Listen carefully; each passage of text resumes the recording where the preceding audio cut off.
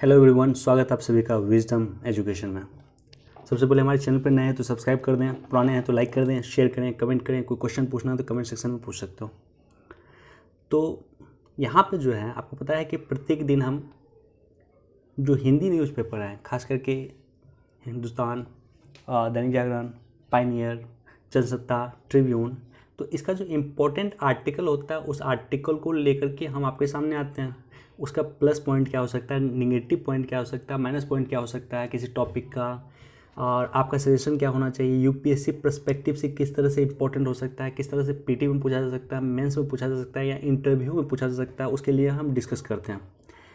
तो चलिए शुरुआत करते हैं यहाँ पे। राइट, जो पहला टॉपिक है, देखो आज हम डिटेल से इस पर डिस्कस करेंगे। जल से ही जीवन है, काफ़ी इम्पोर्टेंट टॉपिक है। जल संकट को लेकर के देश में जिस तरह से चर्चाएं होती है, आपको पता है किस तरह से। यहाँ पे देखो, यहाँ पे बताया भी गया है। यहाँ पे मैं थोड़ा जूम करता हूँ कि दो सिटी के बारे में यहाँ पे राइटर ने डिस्कस किया है। एक तो निश्चित तौर पे चेन्नई है और दूसरा शिमला है। चेन्नई जो है इंडिया का एक कोर सिटी है, सबसे इंडिया के जो है कह सकते हो कि अगर 5 सबसे फेमस सिटी में माना जाए, पूछा जाए आपको, तो 5 में एक नाम चेन्नई भी आता है, जिसको मद्रास भी कहा जाता था पहले। तो वहाँ पे हमने देखा कि पानी की समस्या किस तरह से क्रिएट हुई, और ऐसी समस्या क्रिएट हुई वहाँ पे आईटी सेक्टर के भी काफ़ी लोग काम करते हैं, सेवा सेक्टर के काफ़ी लोग वहाँ पे काम करते हैं, काफ़ी लोग बाहर से आकर वहाँ पे काम करते हैं। ऐसी कंडीशन में पानी की समस्या से जूझ रहे चेन्नई को पानी पहुंचाने के लिए इंडियन रेल ने रेल के माध्यम से वहां पे पानी पहुंचाया था। उसके बाद जो है वर्तमान में जो है चेन्नई में जितने लोग काम कर रहे हैं, काफ़ी कर्मचारियों को वहां पे जो ऑर्डर किया गया है एम्प्लॉय के द्वारा कि आप घर पे रह के ही काम करें, चूँकि ऑफिस में आने के बाद उनको पानी पीने के लिए देना पड़ता और ऑफिस में पानी की कमी थी, इसलिए जो है कई कंपनियों के द्वारा, कई संस्थान के द्वारा, कई इंस्टीट्यूशन के द्वारा ऐसा आदेश दिया कि आप घर पर रह के काम करें। इसी तरह से शिमला काफ़ी फेमस सिटी है, काफ़ी टूरिज्म स्पॉट है। शिमला राजधानी भी है आपको हिमाचल प्रदेश की। तो यहाँ पे जो टूरिज्म स्पॉट था, तो स्थानीय निवासियों के द्वारा अनुरोध किया गया कि चूँकि पानी की समस्या से अभी हम जूझ रहे हैं, इसलिए टूरिज्म को रोक दिया जाए। यानी जो व्यक्ति जो शिमला घूमना चाहते थे वो प्लीज़ अभी घूमने के लिए नहीं आए, चूँकि हमारे पास पानी नहीं है। शिमला के स्थानीय लोगों के द्वारा ऐसा कहा गया। तो ये सारा का सारा जो क्यों ऐसा हो रहा है, क्योंकि जो है देश में पानी की समस्या है। यहाँ पे एक डाटा भी है, ये डाटा आप कॉपी में लिख सकते हो कि राष्ट्रीय सैंपल सर्विस कार्यालय NSSO एक आधिकारिक बयान दिया है। इनका कहना है कि देश में 21.4% लोगों के पास पाइप कनेक्शन के माध्यम से पानी नहीं आ पाता है। यानी उसके पास घर में नल नहीं है, उसके पास पाइप कनेक्शन नहीं है, पानी कैसे आएगा उसके घर में। 21.4% काफ़ी बड़ी आबादी होती है, 25 करोड़ से भी अधिक लोगों की बात कर रहा है। राइट, यानी देश के 1/5 1/5 देश के 1/5 लोगों के पास पीने के लिए पानी नहीं है, पीने के लिए नल का अभाव है, पाइपलाइन नहीं है। तो ये सारे के सारे समस्या जो है दिखाती है कि किस तरह से देश में पानी को लेकर के जो है समस्या है। उसी तरह से नीति आयोग ने भी कुछ दिन पहले अपने रिपोर्ट में कहा था कि 2030 तक जो है 40% हिस्से के पास जो है पानी उपलब्ध नहीं होगा, सहज रूप से वहाँ पानी नहीं मिलेगा। देश के 40% हिस्सा काफ़ी ज़्यादा होता है, यानी आधा देश का लगभग आधा क्षेत्र के पास लगभग पानी की समस्या हो गई 2030 से। तो नीति आयोग को इस तरह का रिपोर्ट था। तो ऐसी कंडीशन में हमें क्या करना चाहिए, देखो एक और डाटा मैं बताता हूँ, उसके बाद हमें क्या करना चाहिए उस पर भी हम डिस्कस करेंगे। यहाँ पे जो है एक डाटा है, एक तो ये याद रखना आप कि जहाँ पे वैश्विक स्तर पे जो है 7600 घन मीटर प्रति व्यक्ति पानी की उपलब्धता है। वैश्विक लेवल पे प्रत्येक व्यक्ति 7600 घन मीटर पानी की उपलब्धता है प्रति व्यक्ति। वहीं भारत में मात्र 1545 घन मीटर प्रति व्यक्ति पानी की उपलब्धता है वर्तमान में। और दूसरा जो है एक प्रोफेसर हैं जिसका नाम है प्रोफेसर जॉन एलन। 1993 में प्रोफेसर जॉन एलन ने एक सिद्धांत दिया जिसका नाम था आभासी जल उपयोग का सिद्धांत। देखो, आभासी जल उपयोग का सिद्धांत एक एक छोटी सी बात करता है लेकिन काफ़ी इम्पोर्टेंट बात करता है ये कहता है कि जैसे एक कप अगर चाय पीते हो, मान लो जैसे एक कप आपने चाय पिया, तो जब चाय में जो है क्या होता है कि आधा आधा जो है दूध होता है और आधा पानी होता है। तो आधा दूध और आधा पानी, आपको लगता है कि एक कप चाय पीने के लिए मात्र आपने आधा कप पानी का यूज किया, लेकिन ऐसा नहीं है। एक कप चाय के लिए लगभग आप जो है यहाँ पे देखो, यहाँ पे है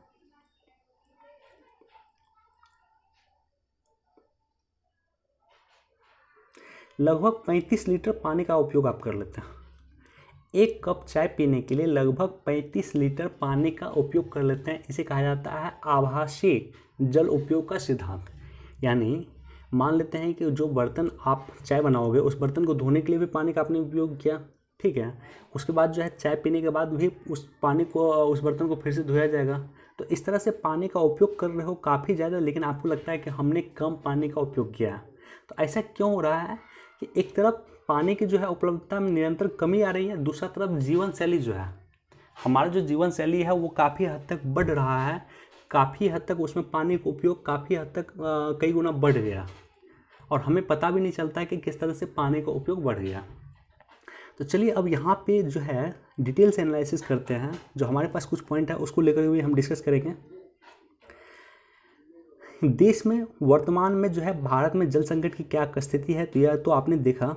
उसका कुछ पॉइंट मैं भी डिस्कस करता हूँ। यहाँ पे कुछ डाटा मेरे पास है कि नीति आयोग 2018 में एक रिपोर्ट आया था, composite water management index. Composite water management index काफ़ी इंपॉर्टेंट इंडेक्स था। इन्होंने कहा कि 2021 में देश में 2020 तक 21 प्रमुख सिटी, जिसमें दिल्ली है, बेंगलोर है, हैदराबाद है, चेन्नई है, यहाँ पे जो है ग्राउंड वाटर जीरो हो जाएगा। उसके पास पानी मिलना बंद हो जाएगा, पानी का अभाव हो जाएगा, और लगभग 100 मिलियन लोग, यानी 10 करोड़ लोग, 100 मिलियन कितना होता है, लगभग 10 करोड़ लोग होता है। 10 करोड़ लोगों के पास पीने का पानी नहीं होगा, एज सिंपल एज दैट।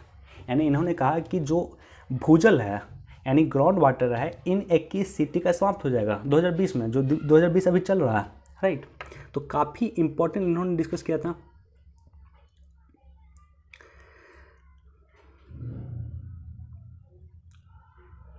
तो सरकार देखो, इस रिपोर्ट आने के बाद सरकार जगी और सरकार ने एक योजना लेकर आया था। देखो मैं योजना आपको दिखाता हूँ। ये रिपोर्ट के बाद 2018 में ये रिपोर्ट आया था, कंपोजिट वाटर मैनेजमेंट इंडेक्स जारी किया था नीति आयोग ने। उसके बाद सरकार जगी और सरकार जो है अटल बिहारी वाजपेयी के जन्मदिन पे 25 दिसंबर 2019 को जो है एक योजना लाई, अटल भूजल, उन्हीं के नाम पे एक योजना शुरुआत किया गया, अटल भूजल योजना। कि किस तरह से जो राज्य हैं, 7 राज्य हैं जहां पानी की स्कार्सिटी हो रही है, जहां ग्राउंड वाटर जीरो हो जाएगा, यानी आप जो है पाइप के माध्यम से पानी निकाल नहीं सकते हो। जिस तरह से मोटर लगा देते हो बहुत सारी सिटी में और पानी निकाल लेते हो, लेकिन वहाँ से पानी समाप्त हो जाएगा तो आप पानी निकाल ही नहीं पाओगे।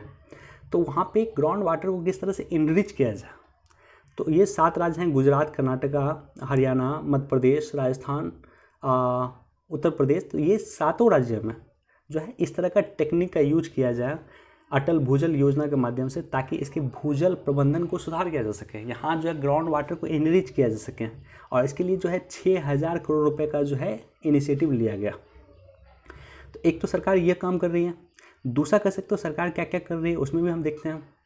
सरकार ने एक बहुत अच्छा काम किया। 2 मिनिस्ट्री थे पहले पानी को लेकर के, देश में 2 मिनिस्ट्री थे। एक मिनिस्ट्री था जल संसाधन, नदी और गंगा संरक्षण मंत्रालय। फिर से मैं रिपीट कर रहा हूँ, जल संसाधन, नदी विकास और गंगा संरक्षण मंत्रालय। और दूसरा था पेयजल और स्वच्छता मंत्रालय। तो इन दोनों को कंबाइन कर दिया गया और एक ही मंत्रालय का गठन किया गया, जिसे जल शक्ति मंत्रालय कहा गया, जहाँ पे जल संसाधन, नदी विकास और गंगा संरक्षण मंत्रालय और पेयजल और स्वच्छता मंत्रालय को विलय करके जल शक्ति मंत्रालय गठन किया गया, राइट।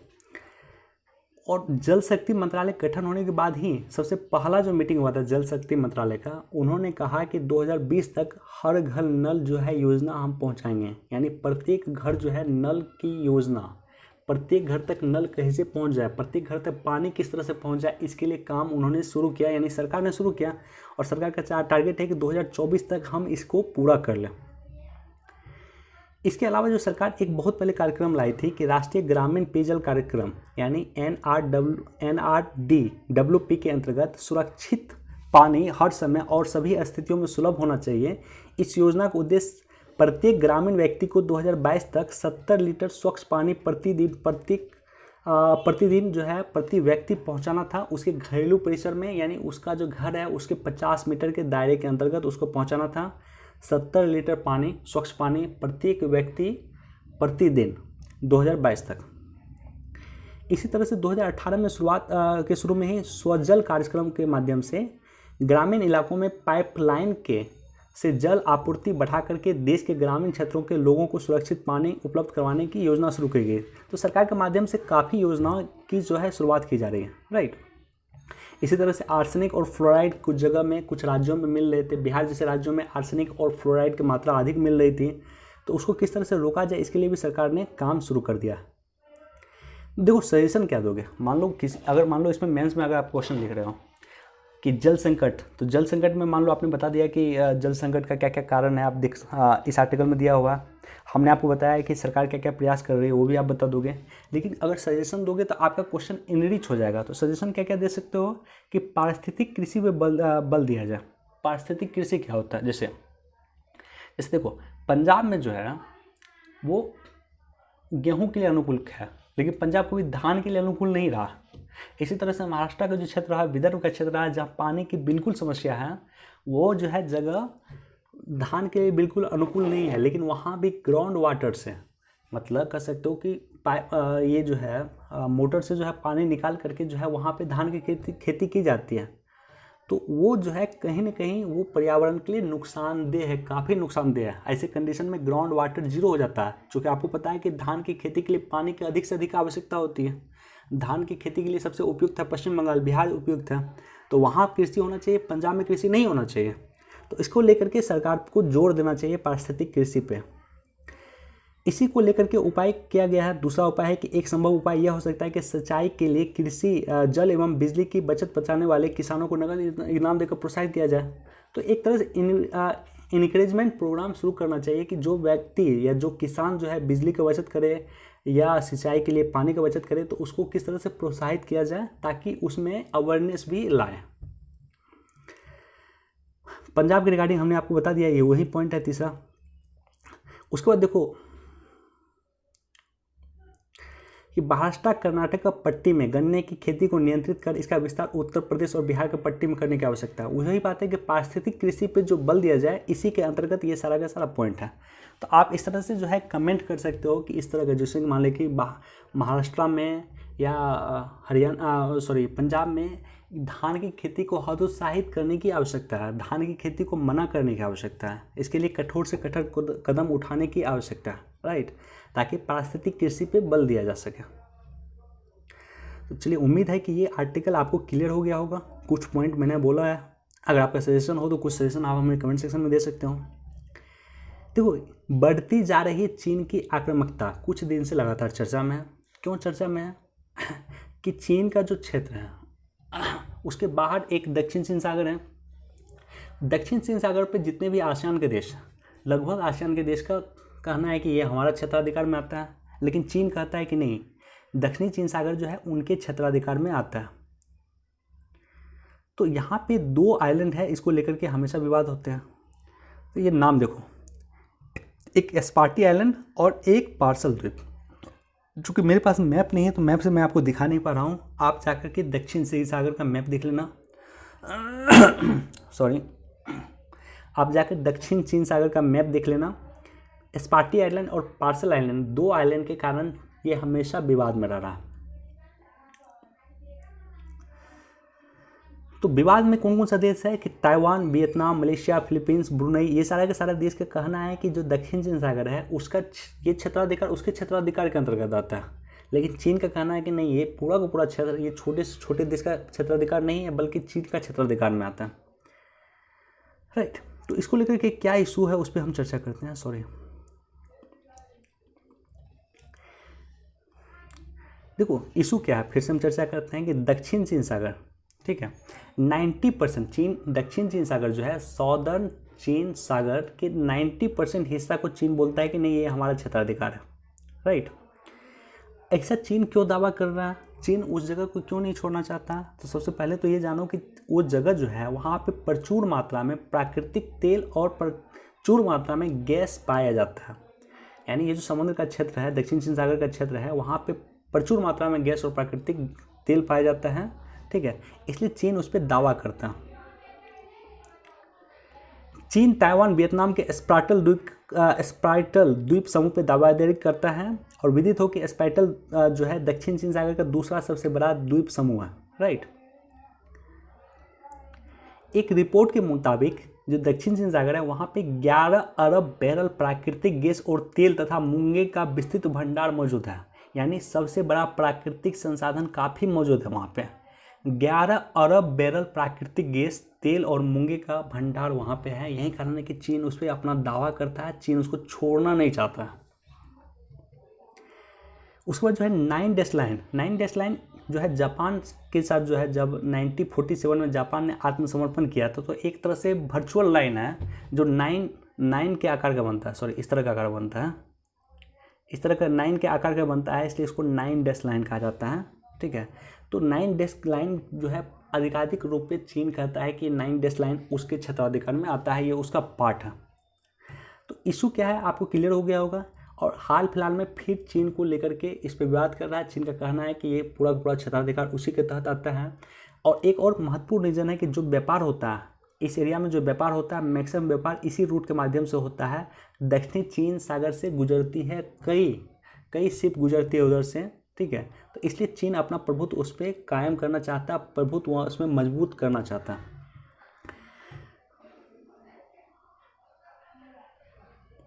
कोरोना काल में कैसे दे चीन को मात? कुछ नहीं, 2-3 पॉइंट है। देखो, एक पॉइंट तो ये है कि भारत की जहां औसत आयु 28 वर्ष है, उसी तरह से चीन की औसत आयु 38 वर्ष। भारत अभी 28 साल का है औसत आयु, चीन का औसत आयु 38 वर्ष का है। इसलिए हमारे पास जो है इम्यूनिटी सिस्टम स्ट्रॉन्ग है, हम उसको मात दे सकते हैं कोरोना वायरस को। दूसरा क्या है कि जहाँ हमारे देश में 23 डिग्री टेम्परेचर जो है वो एवरेज टेम्परेचर है, वहाँ चीन की 60 डिग्री टेम्परेचर एवरेज टेम्परेचर है। चीन में काफ़ी ठंडा होता है। तो ठंडा जो जगह होता है वो वायरस के लिए सटीक जगह होता है, राइट। तो ये कारण है कि हम इसको कर सकते हैं, इसको फाइट कर सकते हैं। और तीसरा कारण है कि हमारे देश में सेवा सेक्टर पे डिपेंड करता है। हमारा देश जो है सेवा में प्रधानता है, चीन मैन्युफैक्चरिंग में प्रधानता है। तो चीन को मैन्युफैक्चरिंग में प्रधानता है, तो लोगों को वहाँ रहने की आवश्यकता है। मान लो एक मैन्युफैक्चरिंग सेक्टर है तो लोग वहाँ रह के ही मैन्युफैक्चर कर सकता है। लेकिन भारत में मैन्युफैक्चर करने के लिए लोगों को वहाँ रहने की आवश्यकता नहीं है, क्योंकि भारत में जो है सर्विस सेक्टर पे आवश्यकता है। तो सर्विस सेक्टर, घर से भी लोग सर्विस सेक्टर में काम कर सकते हैं। आईटी सेक्टर में जितना भी लोग हैं अभी घर से काम कर रहे हैं। तो इसलिए जो है भारत जो है फाइट कर सकता है कोरोना को लेकर के। एक छोटा सा आर्टिकल, बहुत ज़्यादा डिस्कस नहीं कर सकते यहाँ पे, बहुत ज़्यादा डिस्कशन के लिए हमारे पास पॉइंट भी नहीं है। लेकिन ये मैं बताना चाह रहा था आपको कि 28 वर्ष इंडिया का जो है औसत आयु है और चाइना का जो है 38 वर्ष है। ये आप याद रखना, कई बार हो सकता है आपको एग्जाम में काम दे।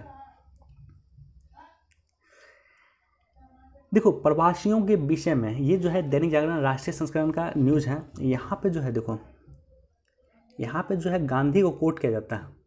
जब भी इस तरह का जो स्थिति होता है वहाँ पे गांधी जी को लेकर के कोट किया जाता है। और यहाँ पे राइटर ने गांधी जी को लेकर के कोट किया। गांधी जी का जो है यंग इंडिया में गांधी जी ने एक पॉइंट लिखा था। देखो, मैं पढ़ के सुनाता हूँ कि गांधी जी का क्या कहना था कि हर गांव में जमहूरी सल्तनत या पंचायत राज होना चाहिए। यानी हर गांव में अपना जो है एक कह सकते हो कि डेमोक्रेसी, गांव का डेमोक्रेसी होना चाहिए, गांव में पंचायती राज व्यवस्था होना चाहिए, गांधी जी का कहना था। और काफ़ी पहले 1947 में ही उनका कहना था। इसका मतलब यह है कि हर गाँव को अपने पाँव पे खड़ा होना होगा और अपनी ज़रूरतें खुद पूरी कर लेनी होगी, ताकि वह अपना सारा कारोबार खुद चला सके, यहाँ तक कि वह सारी दुनिया के खिलाफ अपनी रक्षा खुद कर सके, ठीक है। गांधी जी का कहना था कि गांव को मजबूत होना होगा। यानी गांधी जी को अगर इस कथन को लेकर के भारत सरकार काम करती है, आज़ादी के बाद से काम करती है, तो आज ये कंडीशन नहीं होता है कि हमारे देश में प्रवासी मजदूरों को दूसरी जगह जाने की ज़रूरत होती है। यानी देश में जो है मजदूर जो गए हैं दूसरी जगह, इसलिए गए हैं कि गांव में उनको व्यापार नहीं मिल रहा था, गांव में उनको रोजगार नहीं मिल रहा था। तो इसी को लेकर के आर्टिकल है। एक आर्टिकल यह है, दूसरा आर्टिकल ये है, सुरेंद्र किशोर का ये आर्टिकल है। अच्छा आर्टिकल है, दोनों आप इसको पढ़ लेना, मैं इसको टेलीग्राम चैनल में डाल दूंगा अपने, वहाँ से जाकर एक बार पढ़ लेना आप इसको। तो बेसिक हम डिस्कस करते हैं कि मजदूर जो अभी रिटर्न हो रहा है, गांधी जी का पॉइंट, अंबेडकर जी का पॉइंट, और अभी जो देश में मजदूर रिटर्न हो रहा है उसको कहा जाता है रिवर्स माइग्रेशन। तो उसको लेकर के हम डिस्कस करते हैं। रिवर्स माइग्रेशन क्या हो रहा है अभी, कि प्रवासी मजदूर जो है, जो काम की तलाश में पहले शहर गए थे, अब शहर से फिर गांव लौट रहे हैं, तो इसलिए कहा जाता है इसको रिवर्स माइग्रेशन, यानी अपने गांव की तौर फिर लौटना, रिवर्स माइग्रेशन। प्रवासी श्रमिकों की अर्थव्यवस्था में क्या भूमिका है, कि प्रवासी श्रमिक जो है लगभग 6% कमाते हैं।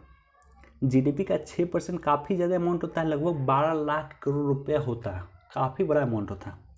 और उसमें लगभग 4 लाख करोड़ रुपया जो है ये रिटर्न करते हैं अपने घर पे, ताकि इनके घर पे लोग काम कर खा सके, पी सके, अपने परिवार को रिटर्न करते हैं, राइट। तो 4 लाख करोड़ रुपये जो है अपनी फैमिली को ये रिटर्न करते हैं, 12 लाख करोड़ रुपये ये कमाते हैं। काफ़ी बड़ा योगदान है इनका भारत के जीडीपी में। तो ये जो 4 लाख करोड़ रुपये अपने राज्य में भेजते हैं, खास करके बिहार, उत्तर प्रदेश, उड़ीसा, राजस्थान, ये सब जो वीक राज्य है, कमज़ोर राज्य है, यहाँ पे ये पैसा भेजते हैं। एक तरह से इस राज्य का जो है खर्च जो चलता है, वो खर्च चलता है इन पैसों से, मजदूर के द्वारा पैसों के माध्यम से इस राज्य की जीडीपी चलती है, इस राज्य की अर्थव्यवस्था ग्रो होती है। तो यानी राज्य को भी ग्रो करने में इनकी बहुत बड़ी भूमिका है प्रवासी श्रमिकों की। अभी क्या क्या चुनौती क्रिएट हो रही है, तो सबसे पहला चुनौती हो रहा है कि श्रमिकों के रिवर्स माइग्रेशन से देश के औद्योगिक केंद्रों की चिंताएं व्याप्त हो रही है। यानी अगर मान लो 2-3 समस्याएं ये हो सकती है कि जैसे मान लो कि एक मजदूर जो है यहाँ बेंगलोर में किसी प्लांट में रह रहे थे, ठीक है, मान लो कि ये 100 मजदूर यहाँ पर रह रहे हैं, तो अगर वो सारे के सारे मजदूर अगर घर रिटर्न होंगे तो 2 बातें होंगी। एक तो ये होगा कि 1 वर्ष के अंदर जो है ये फिर रिटर्न नहीं हो पाएंगे, 1 से 1.5 वर्ष के लग जाएगा इनको रिटर्न होने में। तो ऐसे कंडीशन में 1.5 वर्ष यहाँ पे घर पे भी रह कर वो क्या खाएंगे, क्योंकि घर पे उनको रोज़गार था नहीं। सरकारी जो है बिहार सरकार हो गया, यूपी सरकार हो गया, ये सब रोज़गार दे नहीं पा रही है, तो घर पे भी आके इनको समस्या होगा 1-1.5 वर्ष लगातार।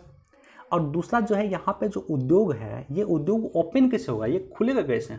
अगर उद्योग ही नहीं खुलेगा तो देश का जीडीपी चलेगा कैसे, देश ग्रो कैसे होगा, राज्य का जीडीपी कैसे चलेगा, राज्य ग्रो कैसे होगा, राइट। तो इसलिए जो है श्रमिकों, ये बहुत बड़ा टेंशन था, बहुत बड़ा चिंता का विषय है वर्तमान समय में। जो भी हो रहा है बहुत गलत हो रहा है। मेरी राय ये थी कि ये जो उद्यम थे, इसी उद्यम को जो है हेल्प करना चाहिए मज़दूरों को, कि अगर मज़दूरों को किसी तरह का वो खाने की दिक्कत हो रही हुई, या रहने की दिक्कत हो रही हुई, या सैलरी की दिक्कत हो रही हुई, तो इसे जो है उद्यम को, यानी इंडस्ट्रीज़ को सारा हेल्प करना चाहिए था मज़दूरों को पहले ही। यानी द्वितीय लॉकडाउन से, दूसरा जो लॉकडाउन स्टार्ट हुआ उससे पहले ही श्रमिकों के लिए सारा व्यवस्था करना चाहिए था उद्योग को। और उद्योग के पास अगर पैसा नहीं था तो उनको मदद करना चाहिए था सरकार के द्वारा, यानी सरकार उद्योग को मदद करती और उद्योग जो है प्रवासी मजदूरों को मदद करती, ताकि आज जो वर्तमान में रिवर्स माइग्रेशन हो रहा है इसका इस तरह का दुर्गति नहीं होता, राइट।